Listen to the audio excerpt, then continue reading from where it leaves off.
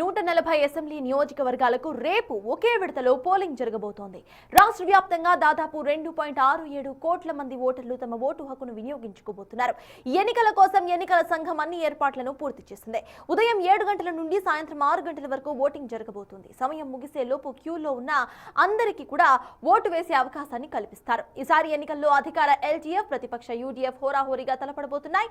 BJP నేతృత్వంలోని NDA కూడా భారీగా పోటీ ఇస్తుండటంతో ఇక్కడ త్రిముఖ పోరు కొనసాగుతుంది.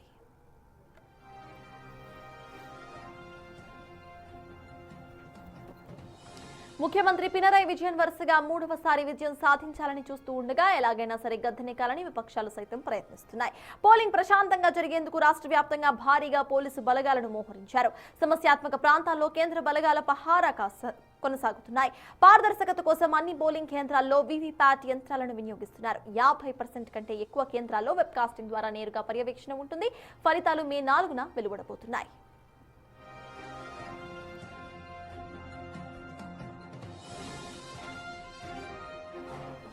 అస్సాంతో పోలిస్తే కేంద్రపాలిత ప్రాంతమైన పుదుచ్చేరిలోనూ రేపు పోలింగ్ జరగబోతోంది. అక్కడ అసెంబ్లీ ఎన్నికల నిర్వహణకు ఎన్నికల సంఘం అన్ని ఏర్పాట్లను పూర్తి చేసింది. అస్సాంలో మొత్తం 126 అసెంబ్లీ స్థానాలకు ఒకే విడతలో రేపు పోలింగ్ జరగబోతోంది. ఇక్కడ మొత్తం 2.50 కోట్ల మంది ఓటర్లు తమ ఓటు హక్కును వినియోగించుకోబోతున్నారు. 31,486 పోలింగ్ కేంద్రాలను ఏర్పాటు చేశారు. ముఖ్యమంత్రి హిమంత బిశ్వ శర్మ నేతృత్వంలోని బీజేపీ కూటమి మరియు గౌరవ్ గొగోయ్ నేతృత్వంలోని కాంగ్రెస్ కూటమి మధ్య ప్రధానమంత్రి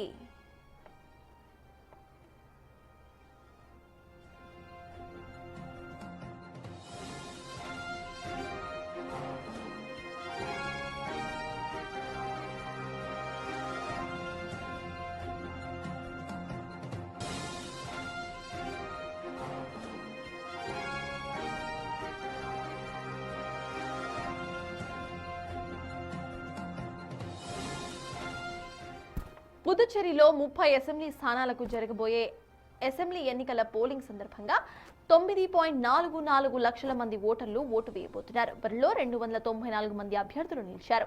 1099 పోలింగ్ కేంద్రాలను అధికారులు ఏర్పాట్లు చేశారు. ఎన్నికల ఫలితాలు మే 4న రిలీజ్ అవ్వబోతున్నాయి.